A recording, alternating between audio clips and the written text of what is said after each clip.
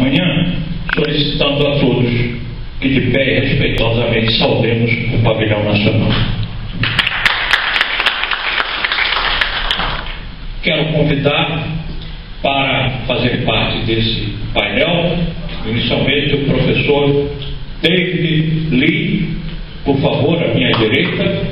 O professor David Lee é um pesquisador, um oceanógrafo, professor da UERJ, e é uma pessoa extremamente dedicada ao estudo do meio ambiente. Por favor, professor.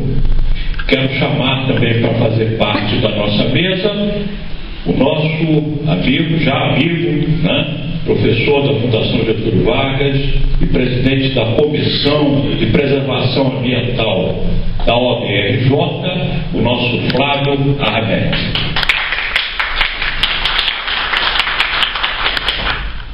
Por favor.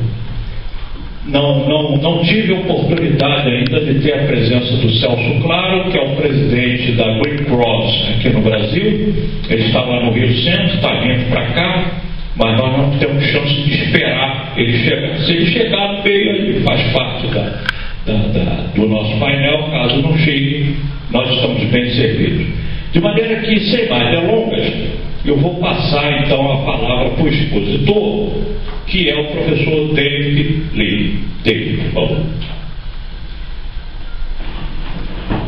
Bom dia a todos. Primeiramente, queria agradecer ao Rotary pelo privilégio e a oportunidade de poder estar aqui falando um pouquinho sobre essa questão ambiental. E, como bem disse a mesa anterior, nós não podemos ficar esperando o que os nossos governantes têm condições de realizar. Com certeza estão fazendo um grande esforço de tentar encontrar uma congruência entre as dezenas de países do mundo inteiro aqui reunidos. E todos nós sabemos que quanto maior é a diversidade, tanto menor são os pontos de convergência. Então daí existe essa dificuldade de eventualmente termos um documento mais ousado que atenda os desafios da urgência do presente, da questão da sustentabilidade do planeta. Mas isso não quer dizer que a gente não possa tentar contribuir. Isso, quando eu falo a gente, o segundo setor, as empresas, e o terceiro setor, a sociedade. Se existe uma dificuldade da convergência quando os governantes do mundo inteiro estão reunidos, existe aquele ditado que pensar globalmente e agir localmente. Eu acho que o papel do Rotary é um papel extremamente importante, porque pela sua capilaridade e a presença em diversos países do mundo, os Rotarys locais podem, sem dúvida nenhuma, desenvolver ações locais. Ou seja, pensa-se globalmente e nós temos que dar a nossa contribuição nas ações locais. Tendo em vista esse tipo de pensamento, eu preparei uma pequena apresentação de um exemplo que está sendo tentado na região da Baixada de Jacarepaguá, exatamente a região onde está recebendo os governantes do mundo inteiro para discutir essa questão ambiental.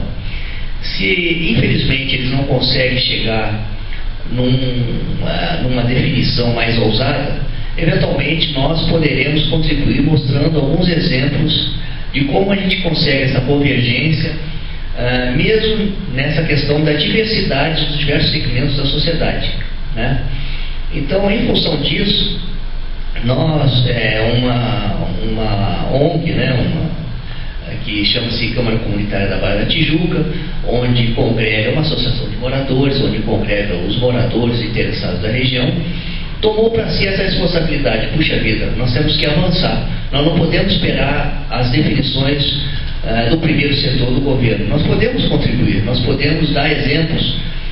E pensando nisso, nós começamos, a Câmara Comunitária começou a juntar com as empresas do local.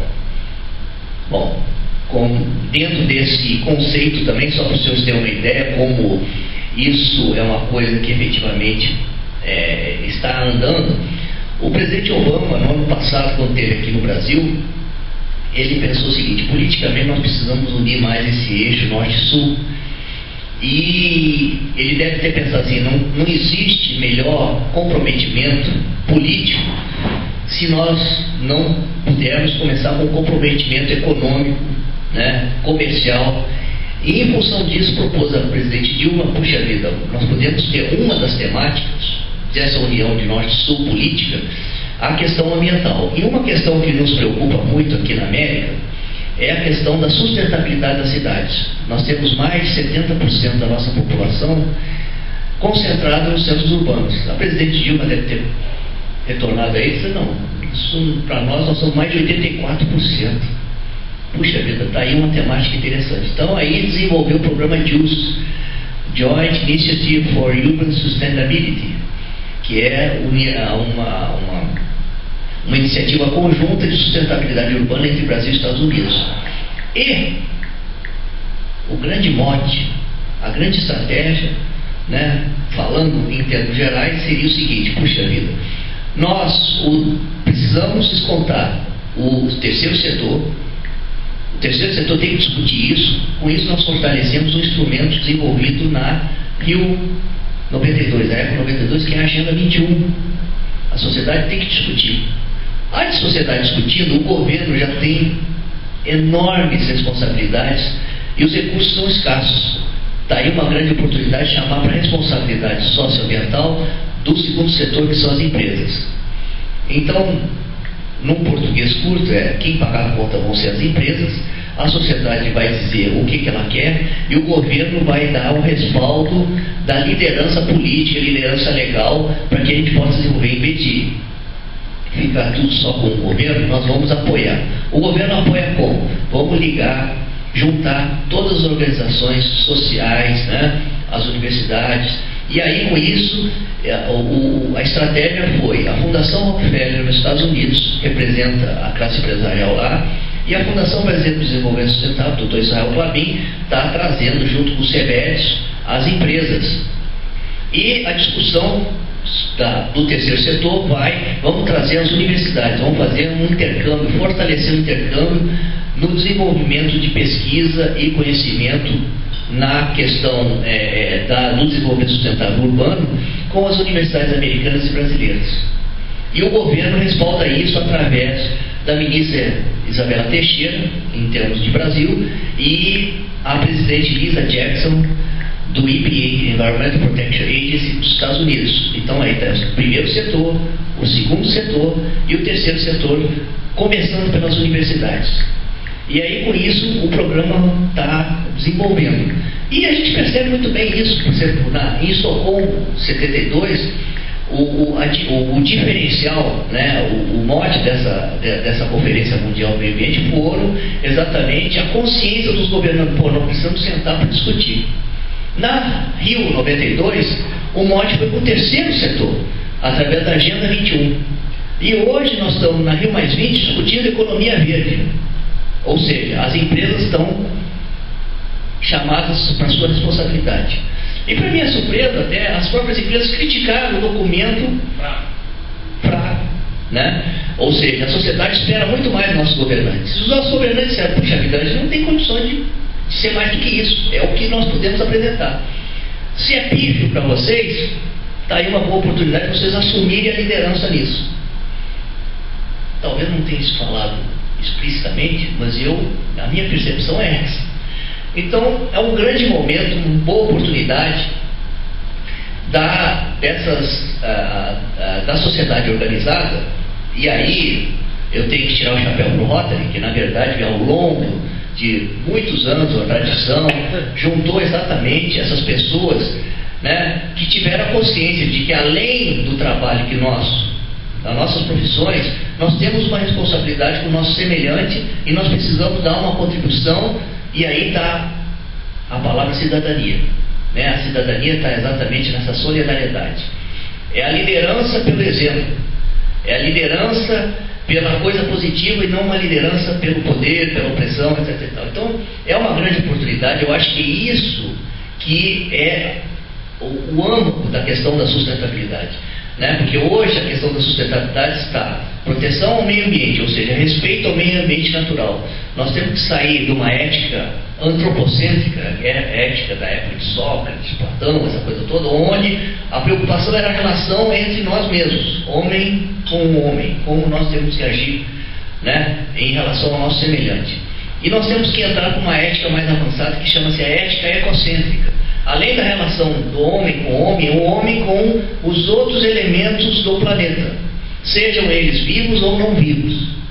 Então nós temos que começar a desenvolver essa questão também. Então, a primeira questão da sustentabilidade é o meio ambiente natural. Segunda questão é exatamente a inclusão social, né? Todos nós sabemos da diversidade humana. Nós temos irmãos mais afortunados e irmãos menos afortunados. Nós temos que juntar essas pessoas.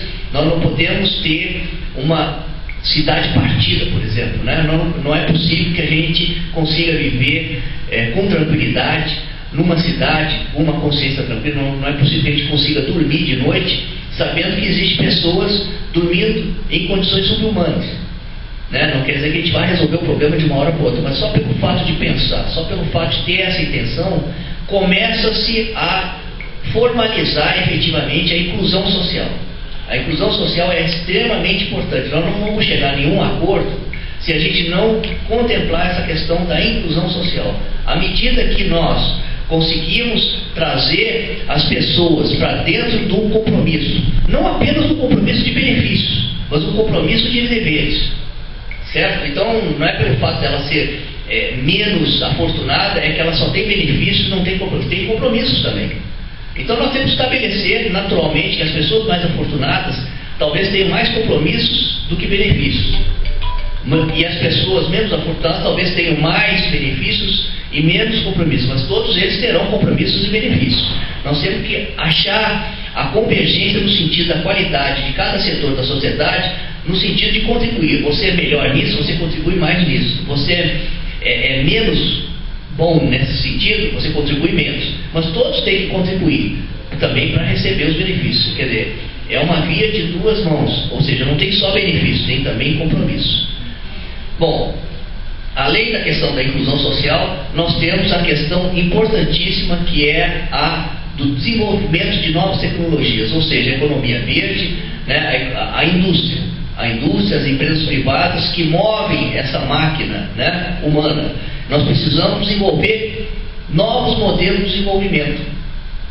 Nós não podemos ficar única e exclusivamente na coisa do que era passado, porque o passado demonstrou que a nossa linha de conduta não é a mais adequada, não é a mais amigável com a questão ambiental. Nós precisamos mudar. Hoje em dia todo mundo sabe, né? Eu digo para os grandes para os empresários, para as pessoas que têm empresa: tu quer ganhar dinheiro? Inove. Faça alguma coisa diferente. Porque hoje o mundo corre com uma velocidade muito maior do que era antes. Na época do início da Sony, que fez aquele gravador pequenininho, aquela coisa toda, desde a hora que ele teve a ideia até colocar na prateleira do supermercado, no século passado, isso demorava 10, 15 anos. Hoje, se você tem uma ideia boa e não coloca isso em prática em 1 ano e meio a 2, das duas uma: ou a ideia não era boa, porque se fosse boa o outro colocou. Então hoje não é o forte que come o fraco, é o rápido que come o lento. Então a velocidade da inovação é um compromisso da sociedade. Quer dizer, hoje nós percebemos que o nosso sucesso profissional, nós criamos demanda na sociedade à medida que nós somos rápidos em identificar as demandas da sociedade, porque nós servimos a sociedade. Se a sociedade amanhã quiser um determinado tipo de equipamento e eu for capaz de desenvolver isso, um determinado tipo de produto, se eu for capaz de desenvolver isso, eu fico milionário do dia para a noite, né? O cara que inventou o Facebook, eu digo, né? Teve uma ideia genial. O que era? A sociedade precisava se comunicar, se interagir, né? Hoje existe uma dificuldade muito grande e a velocidade da interação é importante. O cara teve uma ideia genial. Puxa vida, o que é ter velocidade? Na internet, nas mídias eletrônicas, seja, então vou colocar um mecanismo lá que as pessoas comecem a se comunicar. Milionário.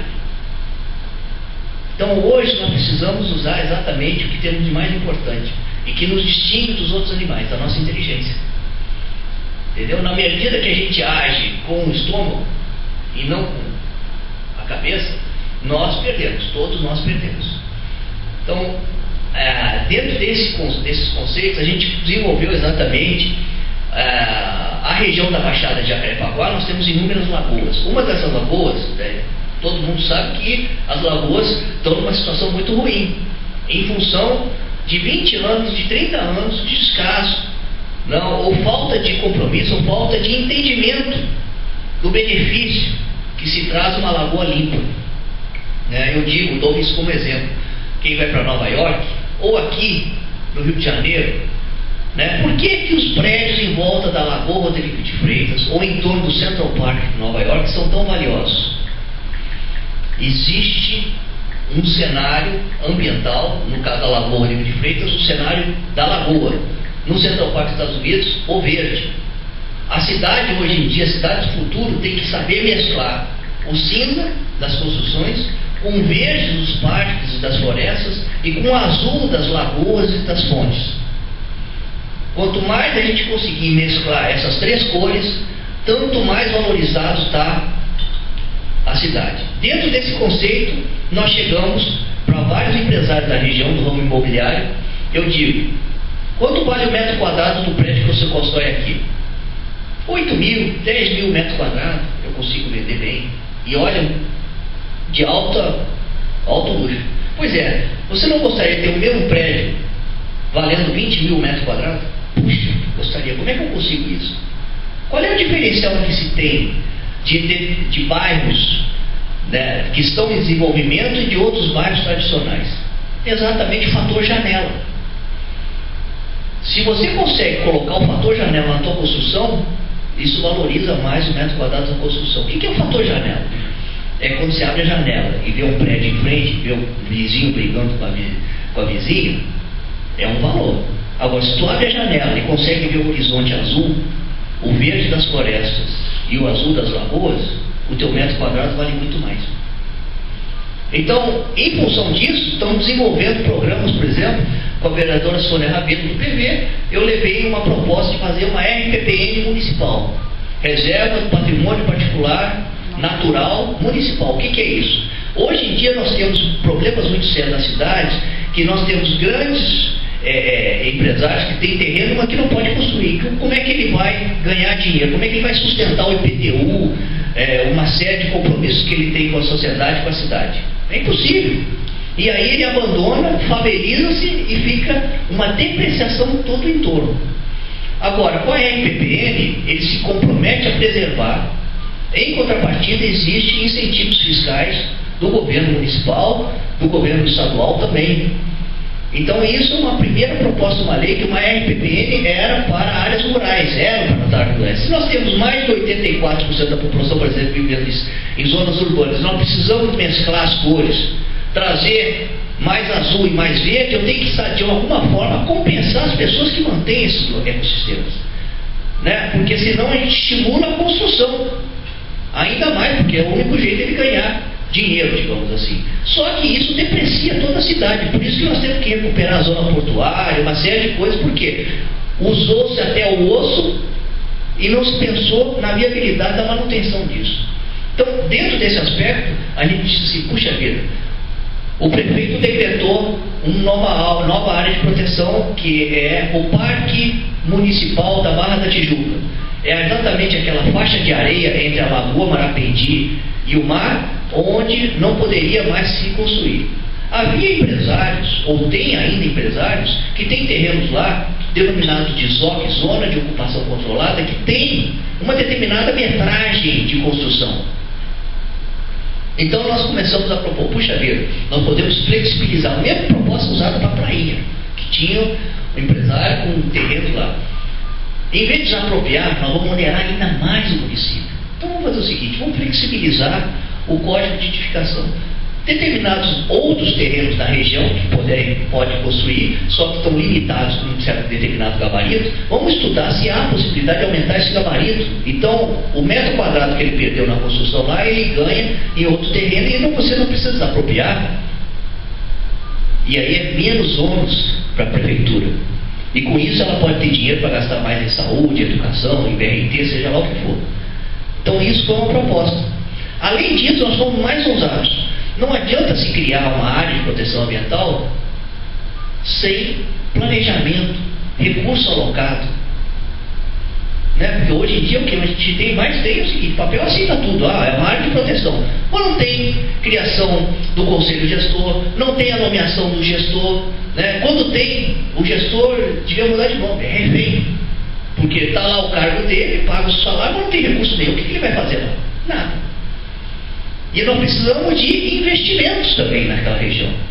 Porque um parque municipal, uma reserva no meio de uma cidade, custa dinheiro e muito. Então, como nós precisávamos desse recurso, a sociedade propôs o seguinte: não, vê dos grandes empresários lá, que tem ainda terrenos no entorno, nós chegamos com esse discurso: olha, 10 mil metros quadrados, porque assim, não gostaria de ganhar 20 mil? Puxa vida, então, mano, nem tanto tomar, nem tanto terra, em vez de você ganhar 20 mil, desses 10 mil a mais, dá 5 mil para um fundo. Então nós estamos construindo um fundo, né, que ninguém nos escute aqui, 100 milhões dos empresários. E a Câmara Comunitária está desenvolvendo todo um projeto de ocupação sustentável para a região, ou seja, tem que ser usos múltiplos, usos comuns, seja bom dentro da ética ecocêntrica, bom para a cidade e bom para o meio ambiente. O que seria um uso de benefício mútuo, que seja bom para o meio ambiente, bom para a cidade? Se você precisa de um cenário ambiental para valorizar o teu imóvel, isso é um uso comum, bom para o meio ambiente, bom para a sociedade. Então você tem que manter. Para manter você precisa de dinheiro, recurso.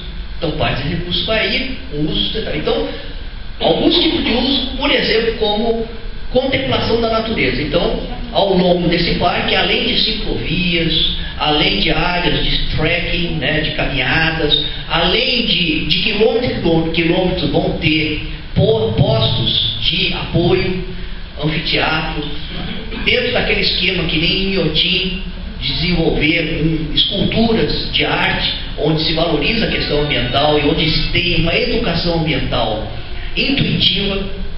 Nós estamos tentando desenvolver esse tipo de usos, junto com a classe empresarial que vem, entra com dinheiro, junto com o governo que ordena a região e junto com o conselho gestor que tem a participação da sociedade. Entendeu? Nós precisamos criar a imagem ou a estratégia da autoridade. Não é possível mais que no teu quintal você queira fazer um desenvolvimento, precise da opinião de uma pessoa que mora na Amazônia. É importante a opinião da pessoa que mora na Amazônia, mas a palavra final é de quem vai ficar no entorno e cuidar daquilo ali. Então é a figura da autoridade.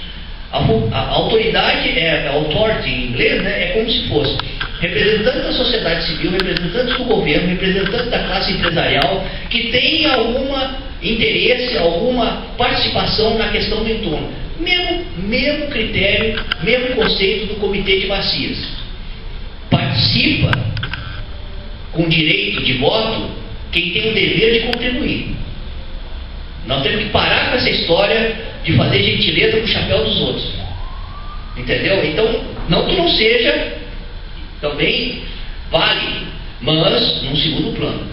A pessoa que contribui mais, sem dúvida nenhuma, ele tem direito de dizer as suas vontades. Não quer dizer que vão ser aceitas, porque o voto é do conselho que participa dessa gestão. Então, dentro dessa estratégia, é uma proposta local e que, se der certo, a gente quer que desdobre isso para o resto do país e contagie o mundo.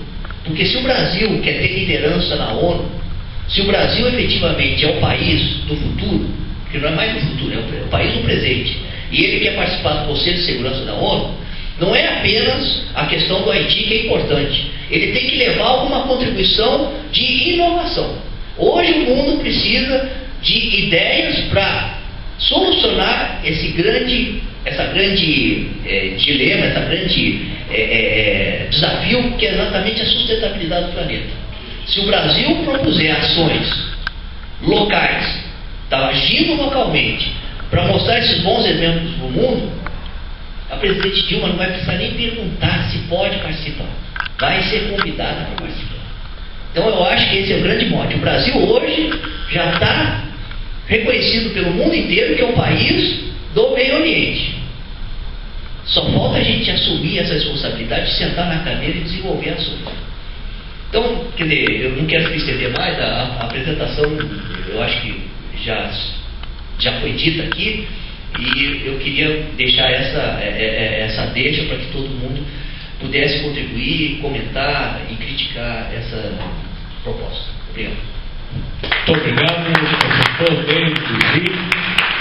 É uma palavra autorizada de um pesquisador que está vivenciando esse problema.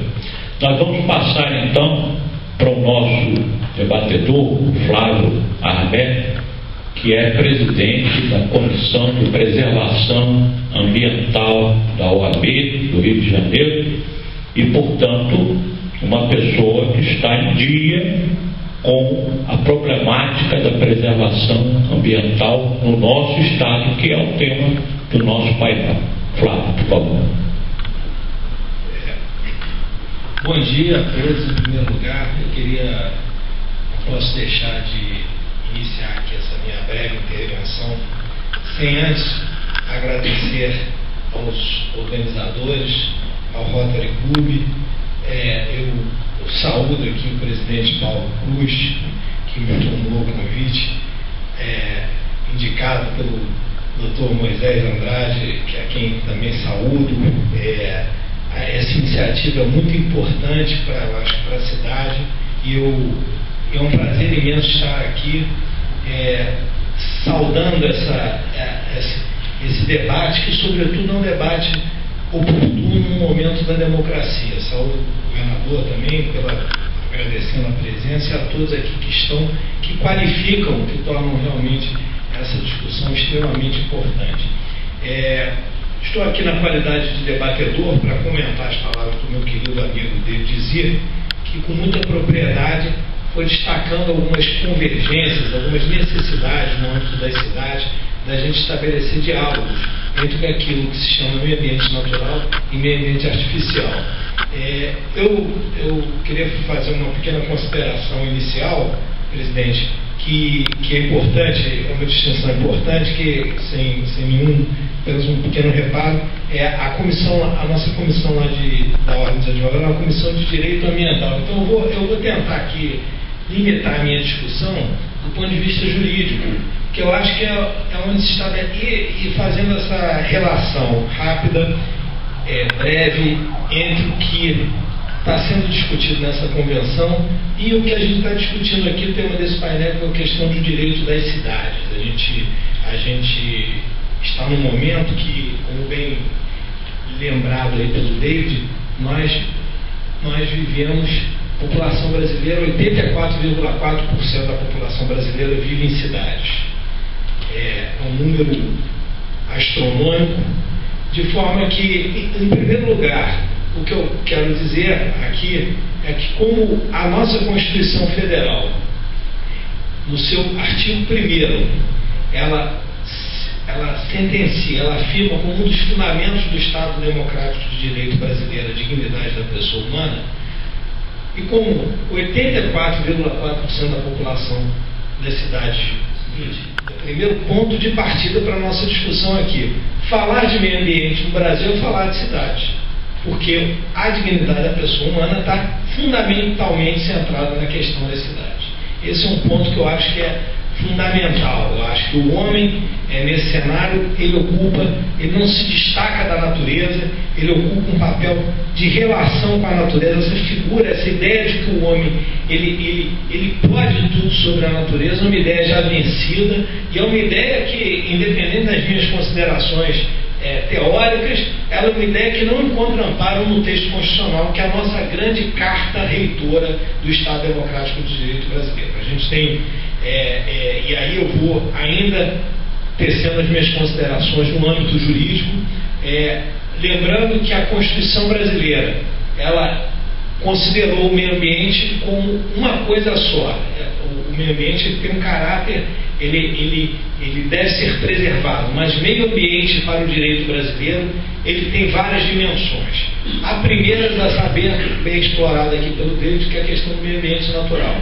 É o meio ambiente que todos nós conhecemos, é o meio ambiente da flora, da fauna, é o meio ambiente que envolve os animais, é o meio ambiente que, de certo modo, envolve a biodiversidade.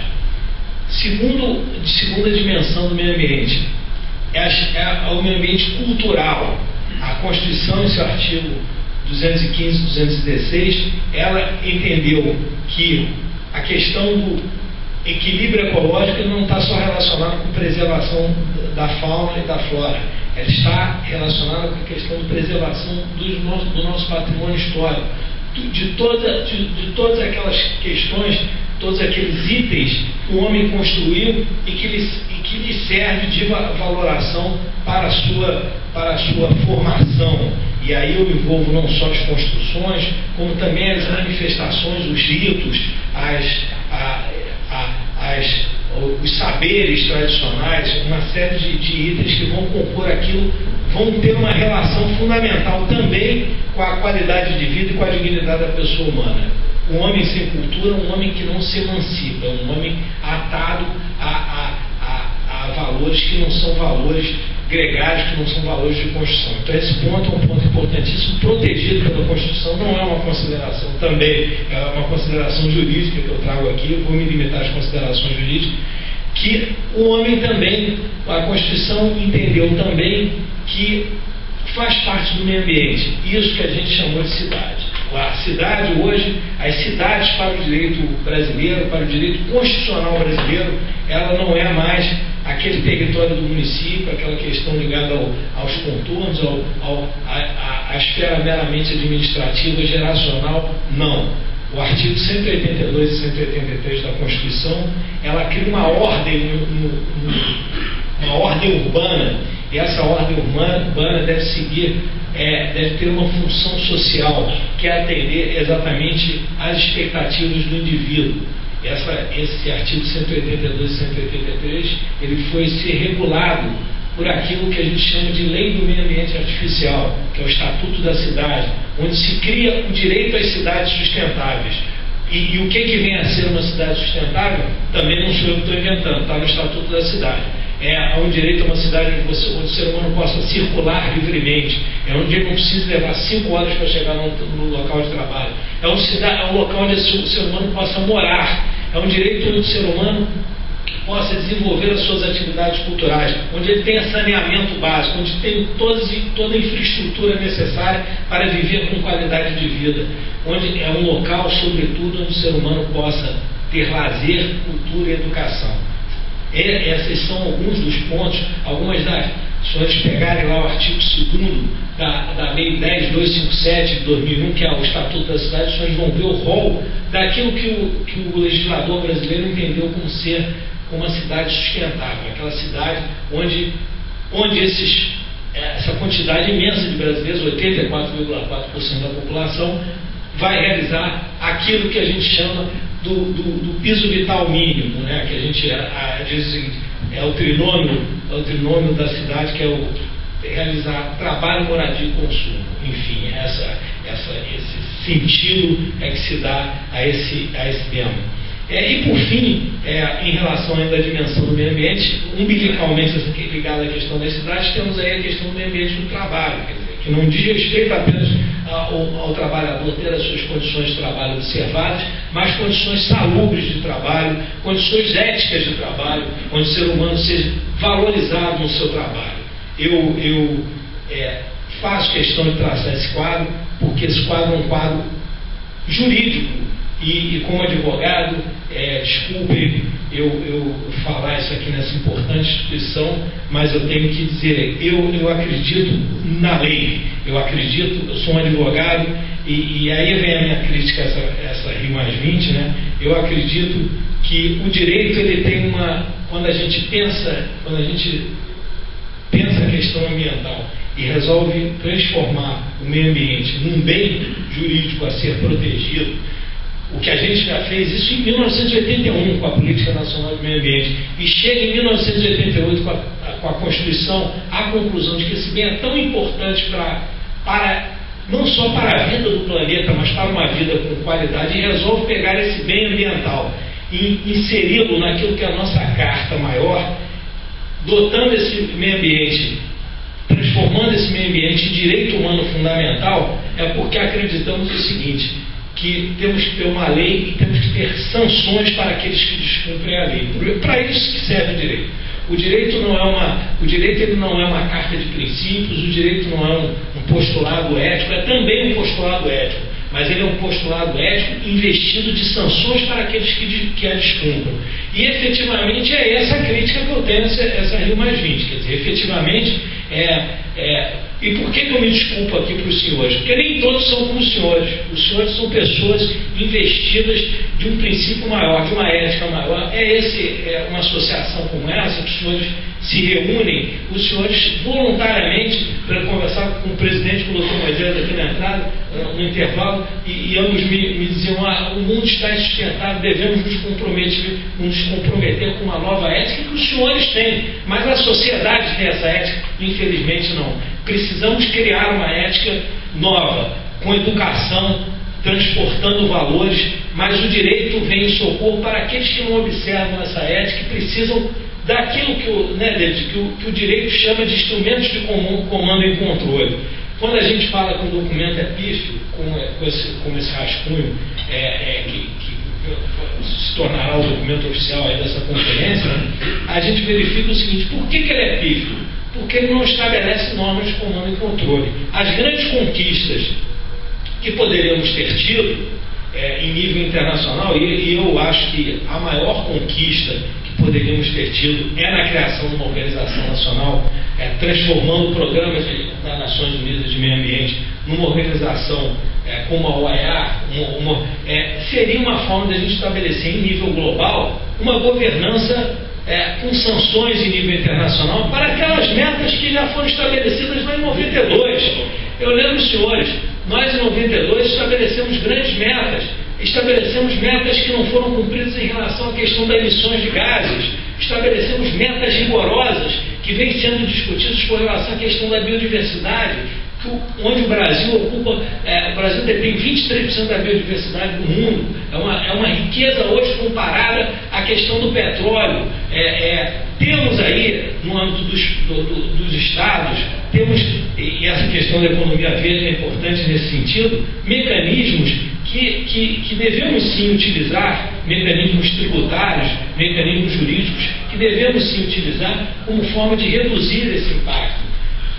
Devemos sim, no meu entender, apostar nessa nova ética, numa ética de conscientização, e aí eu acho que a conferência cumpre um grande papel, no sentido de um movimento social importante, demonstrando que essas questões, elas se colocam como imperativo para que a sociedade crie uma aderência a esses postulados. Agora, efetivamente, não é apenas com discursos, não é apenas com manifestações que nós vamos fazer com que, por exemplo, a gente diminua a nossa produção de veículos. Né? Não é apenas com essas medidas que nós vamos buscar formas de incluir mais socialmente, de realizar um saneamento melhor para que as doenças não consumam os cidadãos brasileiros a ponto de morrerem como morrem por esse grande flagelo que é a questão da deficiência da saúde. Enfim, todo esse nosso esforço, no meu entender, ele deve ser coroado por políticas públicas efetivas, baseadas na lei. E, efetivamente, essa conferência ela está à míngua desses resultados. O Brasil, por sua vez, é um país que, do ponto de vista legal, ele faz o seu papel. A gente faz muitas críticas, certas questões, a gente sempre já discutiu em alguns fóruns aí, questão do Código Florestal, etc. Mas o Brasil faz o seu papel lá. Eu acho impressionante como é que a gente se detém com certas discussões, preocupado com certos temas, que eu acho importante, a questão do Código Florestal, acho uma questão importantíssima. A OAB se inseriu nessa discussão. Levamos, eu e o presidente da Ordem, levamos um manifesto, não um manifesto, um parecer jurídico nosso contra esse projeto que estava aí. Mas, por exemplo, eu lembrava ontem mesmo numa discussão na Ordem dos Advogados, ninguém fala na questão da mobilidade urbana, que é um problema seríssimo no Rio de Janeiro. A gente está falando aqui no painel de sustentabilidade, a maior causa de emissão de gases de efeito estufa no Rio de Janeiro são os veículos. É interessante, David, que eu vejo assim, primeiro lugar, quem emite mais? Veículos. Segundo lugar, quem emite veículo, 33%. Segundo lugar, lixo. Terceiro lugar, a indústria. E a gente marreta a indústria carioca como se ela fosse responsável pelas nossas mazelas, quando é ela que produz emprego. Entendeu? Produz renda para o trabalhador.